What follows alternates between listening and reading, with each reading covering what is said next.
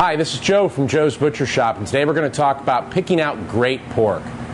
We're going to talk about what you should look for and what should happen to make it a really great pork eating experience. Okay, I've got in front of me some great pork cuts from here at Joe's Butcher Shop, and we want to start first with our boneless cuts and show you what you should be looking for. Here's an example of what we call an America's chop or a boneless pork chop. You'll notice first that we want to pick out our pork by color. Now, there's a lot of people who used to call pork the other white meat.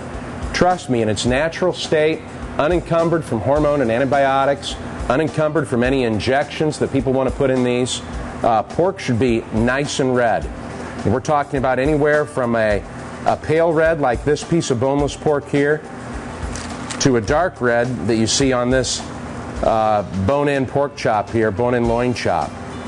The second thing you want to be looking for is, how did the butcher trim your pork?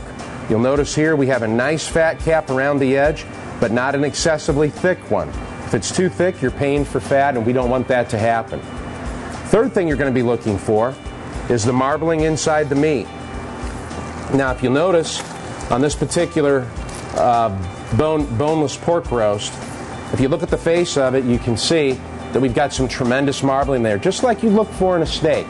That is intramuscular fat, and that is good. What will happen is we cook this pork, it will help maintain its moisture, and that's the number one opponent here of great tasting pork is dryness.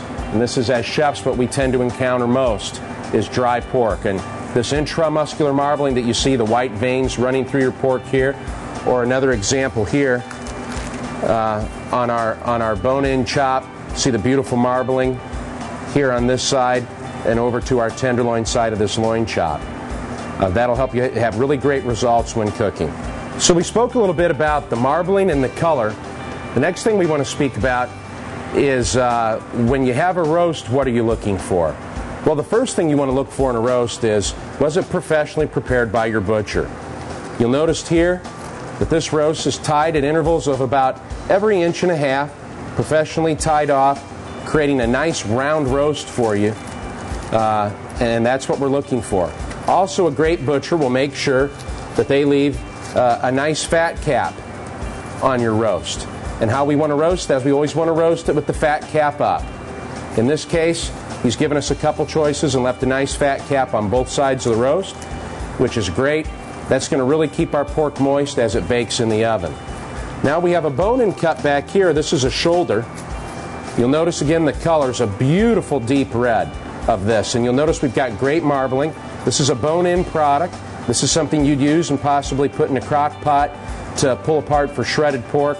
Look at the beautiful fat cap that our butcher's left on top. That's really going to be great, give you tremendous flavor, and this is just what we're looking for. We have here a boneless pork tenderloin. This is the fillet of pork. Again, color's very important. Nice and dark, nothing pale about it. And then I've got one here that we've cut open, and you'll see, just like the filet mignon here, the beautiful, clean and lean face of a pork tenderloin. This is what your pork should look like. A lot of times we see grocers and other people wanting to inject pork. One of the things that you can look for on your pork if you do shop at a grocery store is look on the pork and you will see a label that says tender and moist or tender and juicy. Look at the fine print underneath it. I think what you're going to see is that most pork at the groceries injected with up to 10% saline.